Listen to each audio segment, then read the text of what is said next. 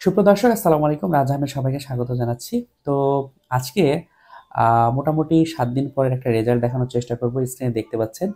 তো এই ভিডিওতে আমি বলার চেষ্টা করব উনি কোন ডাক্তারের কাছে অপারেশন করলেন, উনার আ কন্ডিশন কি ছিল, বিফোর কন্ডিশন কি, কোন প্রসেসে অপারেশন হলো এবং উনার কত টাকা খরচ হয়েছে বিস্তারিত বলার চেষ্টা করব। তো ভিডিওটি শুরু করার আগে একটু স্মৃতিচারণ করি। আসলে যারা আমরা গাইনোকোমেশিয়া পেশেন্ট তারা কিন্তু অনেক টেনশনের মধ্যে থাকি। সবসময় একটা ডিপ্রেশন আমাদের মধ্যে কাজ করে। কোনো কাজেই কিন্তু মন বসে না। যারা কলেজ বা ভার্সিটির স্টুডেন্ট তারাও কিন্তু তাদের লেখাপড়ায় মনোনিবেশ করতে পারেন না।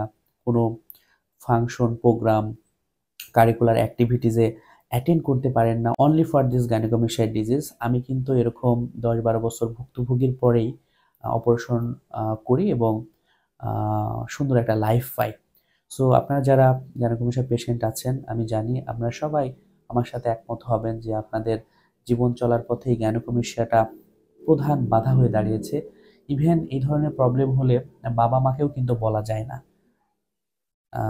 সো অন্যান্য রোগ, যে রোগগুলা বাবা-মার সাথে শেয়ার করা যায়, কিন্তু এটা এমন একটা রোগ বাবা-মার সাথেও শেয়ার করা যায় না। নিজের ভাই-বোনের সাথেও কিন্তু শেয়ার করা যায় না। সো এই যে একটা ডিপ্রেশন, এই ডিপ্রেশনটাই কিন্তু একজন গাইনোকোমেশিয়া পেশেন্টকে কুরে, কুরে খেয়ে ফেলে এবং তার মধ্যে যে প্রতিভা আছে, সেই প্রতিভাটাকে কিন্তু একদম নষ্ট করে ফেলে। যারা পেশেন্ট আছেন তারা ডাক্তার দেখান, ডাক্তার দেখানোর পরে আপনারা অপারেশন করে ফেলেন, দেখবেন যে খুব সুন্দর একটা লাইফ পাবেন। এখন মনে হয় না যে দুর্বিষহ, বিভীষিকাময়, আমি মরে যাবো, আত্মহত্যা করবো, এরকম আমাকে অনেকে বলে। জাস্ট অপারেশনটা করে ফেলেন, কারণ রোগ দেওয়ার মালিক আল্লাহ, রোগ নিরাময়ও করবে আল্লাহ। জাস্ট আপনাদের একটা প্রচেষ্টা লাগবে।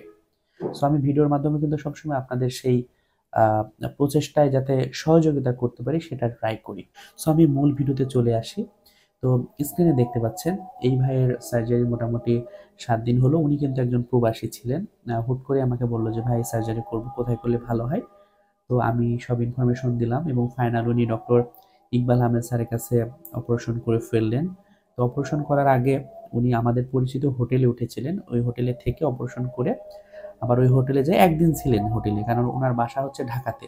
যারা ঢাকার বাহির থেকে আসে তারা কিন্তু হোটেলে ৩ দিন থাকে।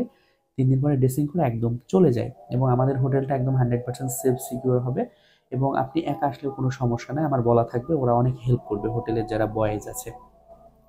তো এই ভাইয়ের অপারেশনটি কিন্তু ডক্টর ইকবাল আহমেদ স্যারের আন্ডারে সিঙ্গেল কি হলে হয়েছে এবং উনার ৳50,000 খরচ হয়েছে। বিফোর ছবিটাও দেখতে পাচ্ছেন। সো আপনারা যারা গাইনোকোমেশিয়া পেশেন্ট আছেন তারা নিঃসন্দেহে আমাদের সাথে যোগাযোগ করতে পারেন। আশা করি খুব ভালো একটা ফিডব্যাক পাবেন।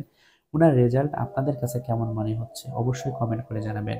আর গাইনোকোমেশিয়া নিয়ে যদি আপনাদের আরো কোয়েরি থাকে বা প্রশ্ন থাকে, স্ক্রিনে যে হোয়াটসঅ্যাপ নাম্বারটি আছে সেই নাম্বারে যোগাযোগ করলে আমি বিস্তারিত জানাই দেব।